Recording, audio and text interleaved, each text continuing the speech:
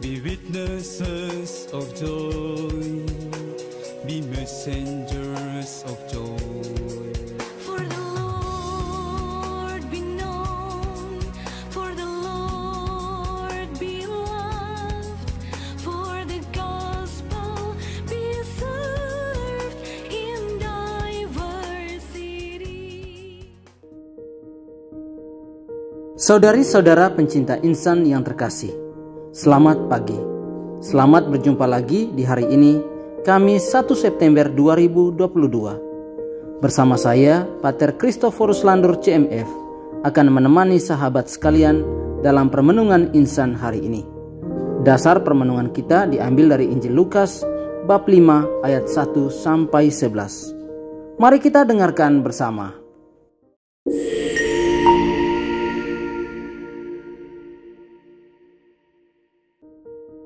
Saudari-saudara pencinta insan yang terkasih, pada hari ini, Kamis 1 September 2022, Gereja Katolik Indonesia memasuki bulan Kitab Suci Nasional. Selama bulan ini, kita diundang untuk berdiam di bawah pohon ara untuk mencari, mempelajari, menggali, dan merenungkan kekayaan sabda Allah dalam Alkitab. Bacaan Injil yang kita renungkan pada hari ini berkisah tentang panggilan Petrus, Yohanes, dan Yakobus sebagai penjala manusia. Kisah ini tentu tidak asing lagi di telinga kita. Kisah ini bermula dari kedatangan Yesus untuk menghampiri Petrus dan kawan-kawan yang baru saja pulang melaut. Sepanjang malam mereka tidak mendapatkan apa-apa. Yesus menghampiri mereka dan memerintahkan mereka untuk melaut lagi. Yesus menyuruh mereka untuk bertolak lebih ke dalam, Duk in altum. Alhasil, atas perintah Yesus, mereka bertolak ke tempat yang lebih dalam dan mendapatkan begitu banyak ikan. Di akhir kisah, Yesus menegaskan kepada Petrus bahwa mulai sekarang dia akan menjadi penjala manusia. Atas panggilan dan ajakan Yesus, Petrus, Yohanes, dan Yakobus langsung meninggalkan perahunya dan mengikuti Yesus. Saudari-saudara pencinta insan yang terkasih, ada banyak hal sebenarnya yang dapat kita petik dari kisah ini.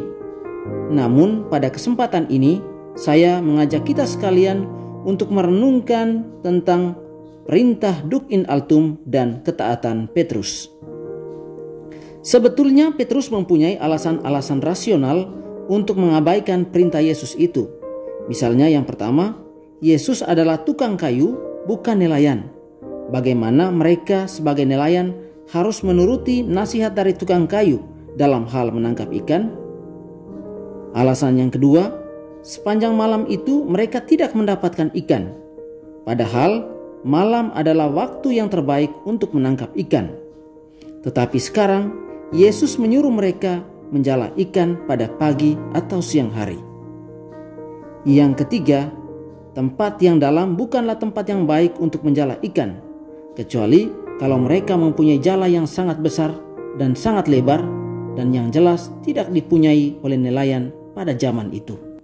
Tetapi hal yang luar biasa adalah, sekalipun Petrus mempunyai alasan-alasan rasional tersebut, ia tetap mentaati perintah Yesus. Mukjizat terjadi, mereka pun menangkap banyak ikan. Sahabat insan yang terkasih, ada dua hal yang dipelajari dari kisah ini, yakni pertama, perintah Duk in altum adalah perintah kepada kita untuk berani lebih ke dalam kehidupan kita. Artinya, kita harus berani masuk pada hal-hal yang paling substansial dalam hidup, bukan pada hal yang aksidental. Kita mesti mengabaikan rasa takut untuk mengarungi laut kehidupan yang dalam, karena di sana kita akan menangkap kebahagiaan. Kita mesti berani meninggalkan gaya bermain yang lebih betah di periferi atau di luaran dan lebih cenderung mangkal di tempat yang dangkal. Kita mesti berani bertolak lebih ke dalam. Mutiara tidak ditemukan di tepi pantai atau di laut yang dangkal, tetapi ditemukan di tengah samudera. Kedua, ketaatan Petrus mengisyaratkan kerendahan hati yang sangat luar biasa. Kerendahan hati inilah yang membuat peristiwa luar dugaan atau mukjizat terjadi. Hal ini memberikan penegasan kepada kita bahwa mukjizat akan terjadi pada kita jika kita rendah hati mendengarkan dan melaksanakan perintah Tuhan. Semoga Tuhan membantu kita.